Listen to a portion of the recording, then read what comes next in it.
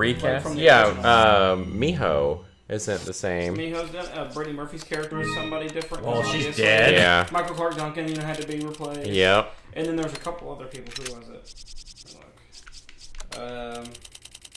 Can't believe Luann died. Michael Madsen's character is being replaced by Jeremy Piven. It's kind of weird. Oh, that is weird that Michael Madsen's not doing it. He didn't do anything. What a touching moment we have here. All spoiled thanks to your interruption. Why don't you do us all a favor and leave before the audience gets pissed off?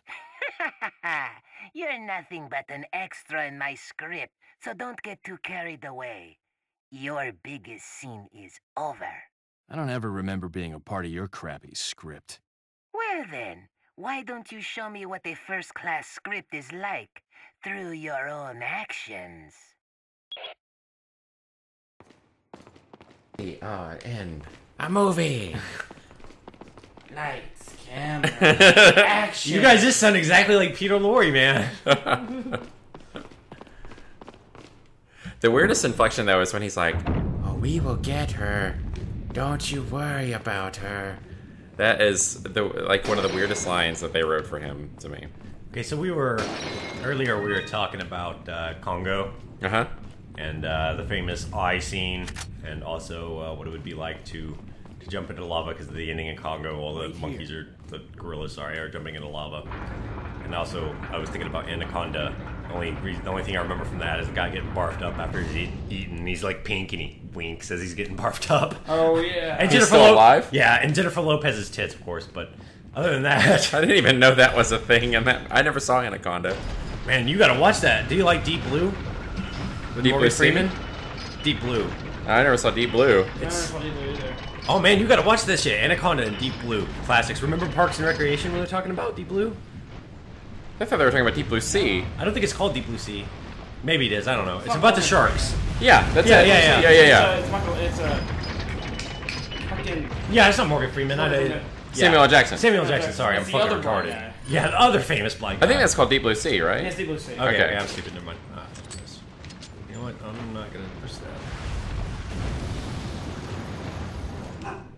Yes, reset it. Yeah. So anyway, yeah, that's what I remember from Anaconda, and of course the famous Samuel L. Jackson getting eaten in the middle of his speech in Deep Blue is fucking We are epic. gonna survive. We are gonna get out of this. Bam! After he's gone, everyone's like, "That was a damn good speech. We need to get going again." He's right. We do need to get out of here. But I mean, look what just happened to his ass. So we were talking about Congo and the monkey eye thing, and then it reminded me that I have seen something quite disturbing on a David Attenborough special recently, and it was actually, I believe, one from the 80s. And they were talking about chimps and how chimps are, in actuality, very good hunters that work as a team, use traps, what have you. And it was David Attenborough following these guys on a chimp hunt. The guy who knew where to watch, basically, and discussing all the different tactics and everything. And these chimps picked out this big monkey that they wanted to kill and eat. And so, they follow him for a while, they watch the chase, and the monkeys get him, and the cameras zoom in, and I thought, they're not going to show too much. They show the fucking chimps ripping his guts out while he's still alive, and the monkey's face is screaming. Like the guy from Shaun of the Dead when he gets his guts ripped out. God. And the monkey's face going blank as it finally died. And I was like, oh my God! And then, Attenborough explains why it's important to look at this, even though it's horrifying and everything. And then it goes right before credits. I'm like, well, at least I'm through the shit, And then right before credits, I need to go back, jump, oh shit, jump,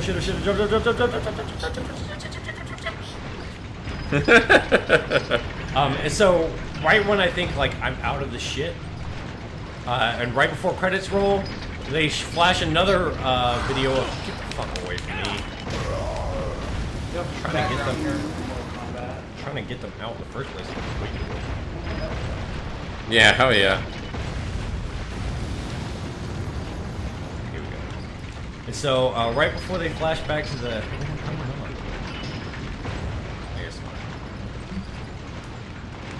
So right before the credits roll, they show one of the chimps sitting there with the head of the fucking monkey picking at its eye sockets while it's all bloody. Oh my God. God. That was the grimmest thing I've ever fucking seen on Nature TV. Well, I mean, it's some brutal shit. Yeah, there are some, I've seen, some brutal shit. In Planet Earth, they eat a fucking monkey, baby. Yeah. The I mean, chimps, you I've know. seen it before, but I've never seen them in that much detail, like ripping Yeah, them that is. apart. I mean, I was watching one on Snowy Owls that was actually really, really good and interesting. It wasn't David Attenborough, but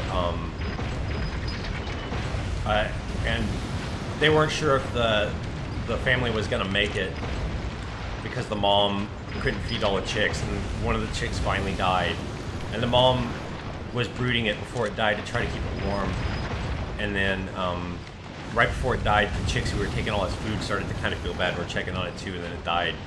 She was like sitting on it, and then she had to rip it up and feed it to her babies. Now that kind of got me. I was like, shit. oh god. Damn. I might get this guy. You go far into the room. Just gotta zoom in fast enough. There it is. That's satisfying. And the other most grim thing, actually, and I told my parents to watch this in life. I told them to watch the bower bird that builds its own bowers, which, if anybody out there listening, I encourage you to look it up. It's astonishing. The Vogelkamp bower bird is a bird of paradise that makes artwork in order to impress its mate instead of giving a show with its feathers. But also in that episode, there's a pelican that eats this huge chick, like of a, I think it's a gannet, another seafaring bird, and it's wiggling around in its gullet, its big gullet, you know? Yeah. And while it's still alive, while he's swallowing it whole, and that's fucking disturbing. And I told my parents to watch that episode, and they're like, the bower bird was pretty and everything, but that pelican freaked us out. I was like, I forgot about that. Damn. It's so freaky. Like, what a way to go. Yeah. Also, you know, like sharks. I mean, a lot of sharks. That's what they do. They don't chew up their food. Yeah. They swallow you. Well, you're bitten really bad Yeah. before you're swallowed whole, usually. Fucking serious. Yeah, what was it? The, nice. There was one thing, like, during Shark Week where they, like, just kept feeding this, like, herd of tiger sharks in order to test to see, like, if tiger sharks could ever get, like, full and what would happen if they did. It's finally, they noticed the tiger sharks were, like, starting to look full, and so they sent a guy down there, and sure enough, like, they let him be. Like, he was, like, riskily, like, you know, like, they had him, like, in the cage. And normally, like, the tiger sharks, like, and they, like, chummed around him, you know, to be like, come get him, you know, kind of thing. And, I mean, they just, like, were just sitting there, like, oh, but, you know, like, food coma, basically. The itis. Which They got was- the I mean, tiger sharks with the But itis. it took forever, yes, the itis. But it took forever, you know, like, they would have, I mean, It's because you this could the tell in a survival natural- mechanism is keep eating as much as you Yeah, can the when natural you can get element, they never would have, they'd never be that full, you know?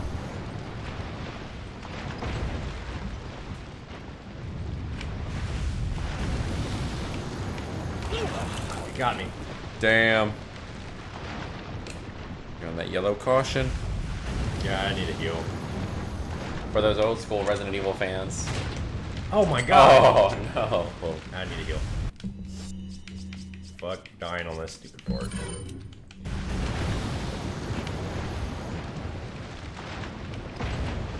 Alright, look at it here. Juke him.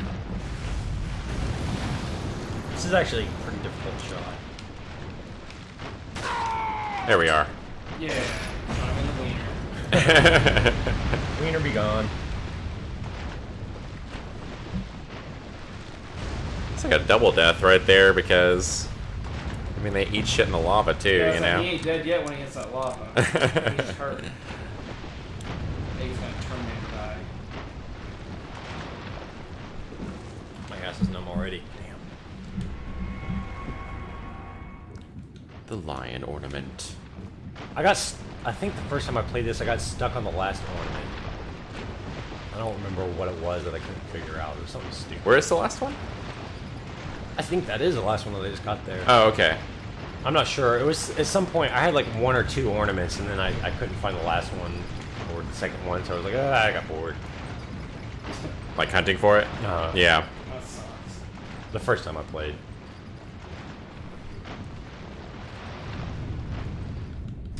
But I also had to give it back in a certain amount of time because it was somebody else's, and he was really into the game at the time. So, like, if I would have had it longer, I probably would have gone back and tried to beat it again. You know? I mean, I thought you always had give it this back in game. like a week. No, he gave it to me, and then actually when me and you became friends, we should talk about this because we haven't talked about this yet. Okay. So I met Thom at the Locust House when a house that a lot of my friends hung out at, and I knew that my sister knew him. Yeah. And I was like, oh, you know, I know your sister, whatever. We talked about a couple different things, but then one day I was like, man, I bought Resident Evil for PC just because I was like 4 for PC because I played that once and it was pretty cool. You know, I was bored and I thought I'd pick it up, but my stupid computer is super slow and I don't have it. I mean, it won't run it. I didn't think of that. It's only $20, but still, I'm kind of pissed. He was like, you like Resident Evil 4? I was like, yeah, I played it like once. You know, it was scary when you get hit. He's like, I have that on PS2. We are playing that shit. Come over tomorrow. Yes. And so we got back into it and we take turns playing and shit.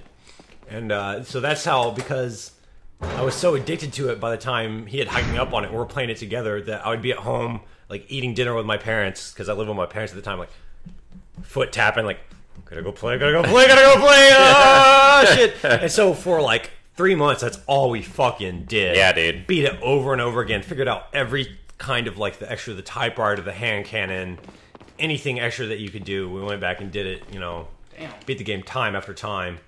And it got to the point where me and Thom actually, I believe it was my idea. I'm not sure, but one of us came up with the idea that we should, because I had to buy the game for myself at some point. I was like, man, I'm too addicted. Yeah, it's like we acquired 2 copies. Yeah, because I had the GameCube version. I was like, all right, Thom, now that I have my own copy, you know what we should do, right? And this was before online gaming was really big, and it existed in Halo 3 at this point, I think. But this was before Thom even knew there was online gaming, because remember when you got World at War, you turned it on and you thought when you were playing multiplayer that it was like AI that you were working with. You're like, what do I do here? And you heard somebody talking. I did not know that it was online multiplayer. Like, I was like, what the hell is this? That was just more of the game. So and this was old school shit, and I was so amped up about having a competitive contest about it. We're like, we should race. So basically we just turned our systems on at the same time and started the game at the exact same time to see who could defeat it faster. I still remember cracking up. It was like 1998, 1998. Just the echo. Yes. This is so funny. I remember it got to the point where I was upstairs playing that one night, and a girl that we knew who hung out there every now and then, Laura Kelty, I just heard her come up the stairs, and all she heard was, bang, bang. She's like, Dylan's here. He's sitting there playing that exact same damn game. I know it. Resident Evil 4. Fucking great. That's so funny. So when you first saw me play, it was still figuring out that I didn't even know you could combine treasure in the beginning. Like, you're the one who taught me that. Yeah. I mean, because we had, like... this, I mean, because, you know, like, this was a game we had gotten from the very beginning. And we beat it so many times that when we finally got bored, I was like, I should check out the rest of the series.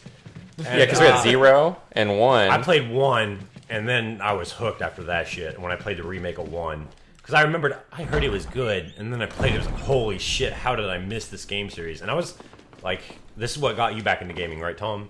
Playing this game a lot? Yeah, playing this game a lot. Me too. When I played Resident I had not played a video game in 2 years. I'd only written music. I'd played Super Smash Bros. With friends. When I played Resident Evil 1 and 4, I was like, oh, I gotta start playing games again. Yeah. This one, and then, and then Bioshock. Yeah, and I didn't like Bioshock at first, because I didn't give it a chance for the story to kick in. So it was like 3 years after the fact, after I played it originally and poo-pooed it, that I was like bored and bought it one time. And after I actually got into the story, I was like, this game is awesome. Oh, I didn't even know that you initially were like, fuck yeah, initially Bioshock. I was like, fuck Bioshock, because I did not like the gameplay. And I still don't like the gameplay in 1 very much. It's just the story that makes it worthwhile. The story's awesome. Yeah. You played Infinite yet? Oh, I fucking love Infinite. Yeah. Infinite's on my top 5. But stories, like, I cite that one as the first example of how video game can reach the story heights of a movie, of how sympathetic you feel to the characters, and how in depth it is. Oh, yeah, video games. And the alternate world it is. It's just it develops its own world so well and so believably. For Bioshock Infinite? Yeah. Yeah. I mean, Bioshock did a great job, don't get me wrong. And, you know, you may get a little tinge at the heartstring if you save all the little sisters at the end. And, you know... Wait! I love the twisted, you know... what's the woman's name? The Nazi Tenenbaum. scientist. Yeah, Tenenbaum. She reads at the end, if you save all the little sisters, about how they went on to live their lives. And then it shows Jack's hand as he's really old. And they're all holding his hand. Like, that was really good, but still, Infinite just blew that away even. Yeah, the end of What I Infinite missed, though, is terrifying. Infinite, I mean, Bioshock 1 is demented, and 2 is not. It actually has a positive vibe to it, I feel like. Even though it's dark. Bioshock 2? Yeah, Infinite. Yeah. Infinite. Oh, sorry. Infinite, yeah. Not 2. It's... When I play that game, even though it's sad and Hold on, just a dark second. at times... Long enough. Let's see if you can survive this time.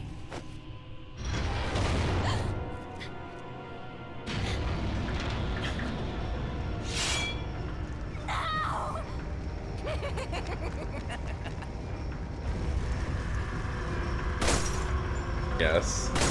Oh, so Infinite the worst is... trap Yeah, I ever. know. Don't figure this one out, please. Shit. That took 10 seconds. Okay, so Infinite, the ending to you is positive, you were saying? Well, no, not the ending. The I just mean feel- the vibe, vibe. the vibe, The vibe yeah. of it felt not positive, but not dark. Like Yeah, well, it's because you're Bioshock down is in Rapture. It's fucking fucking dark. grim. Rapture is like, dark, and all every bad guy is psychotic. Yeah, it's just- Whereas in Infinite, they're militant. yeah, and and just like... the vibe of the game itself is just totally not nearly as dark. It's just the coloration, the Yeah, being in animation, Columbia all of it. is, you know... It's funny because Infinite is like... It's all... I feel like mainly what you're seeing is like... kind of the bullshitness of hypocrisy. Like when you're dealing with people who are extremely hypocrites. Because when you look at like Daisy, Fitzroy, and the Box, they're no better. You know what I mean? They are just as fucking terrible as Comstock's side. I mean, exactly. Like their side is like, this guy's a dickhead, so we gotta take them out, and everyone who we think is like him. Yeah. So that means without, you know, it's almost like no quarter. I don't. Yeah, and that's a perfect way of putting it. And that to me is always like an interesting thing to do is like to look at like, oh, it starts off good, but just gets completely out of hand, you know, and is overrun. And it's always surprising to me too, because you're just like, how do you not look at that situation and be like, hey, we are fucking up, you know, like we are doing some terrible shit here. I don't know. After a certain point, revenge is just like... It consumes you kind of thing? Yeah, I don't... Like, I was thinking about the Russians who went around raping and pillaging Germany when we were talking about World War II earlier. And that's fucked up, and you feel bad for the people that happened to, but, you know, you still can't blame the Russians after the shit they went through. Well, it's a thing where Welcome. I don't know if you could be big enough a man after the shit that they went through to not seek What are you revenge. buying? one thing is like you do get like totally worked up and focused on like, and you get so focused on like righting that this all? wrong that you generalize Thank you. everyone who resembles the actual What are bad you person selling? to be just as bad. Yeah, absolutely. It's, you know, people still do it all the time. It's, you know, it's any sort of Is that all? generalization. People have like, oh, all people Is are that all? like this group of people is all Thank like you. this. They're all It's never- bastard-coded bastards. Yeah, bastard-coded bastards. With bastard filling. I feel like the Thank one you. scenario where you can be forgiven for that, the only one in history is the Germans. After World War II. That they were the pawns of an evil establishment, man. That they Well, Band of The Brothers shit that they is did one of my and that favorite they- things I've seen a version of that where they're like, this guy, he lives in the United States, but he came to fight for his homeland, and that's what he was doing. He wasn't fighting for the That political blew ideas. that one soldier that met him away. Yeah, Remember, he was it's- like, "Holy fuck!" I mean, no, though every individual might not deserve what they get, what they were fighting for was so evil that it's just like your cause overruns overruns it all. Like, it was the only war with like besides the Civil War, I guess the only war I know of with like a cause where like one side was right and not both sides were wrong, because usually both sides are wrong. That's what the character Akak says in Andrew Haldane in the Marines in World War II. He fought in the Pacific, and his thing was, that he felt like they were doing the right thing, and it's worth all the trouble and the death and stuff like that. When he lost a guy or whatever because he's a captain, he was like, "But we are fighting for a just cause, and that makes all of this worth it in the end." And it's one of the few moments where it's just like it's rare that you're seeing like a undeniably just cause like that. Let's see what this document is. Well, what's weird though is they didn't well, I don't know. Sample retrieved. To be continued. As you may have heard, Luis Serra has been disposed of by Lord Sadler. Disposed of. As you may have heard, Luis Serra had his chest fucked by Lord Sadler. The sample is back where it belongs. I'd hope that the whole matter could be resolved without troubling the Lord. However, as long as the sample is safe, we can all rejoice, for our time is nearly at hand. Now that the sample is back in our safe hands, it'll be a bit more difficult for that troublesome woman to get it. In light of all this... Oh, you're all good. It's unfortunate that Sarah had to go. Like us, he would have had a bright future, if only he had shown more faith in our beliefs. As for the other two Americans, the Lord has left the matter in our hands. We must not disappoint the Lord. We shall capture Ashley and take her to the Lord and dispose of the American agent.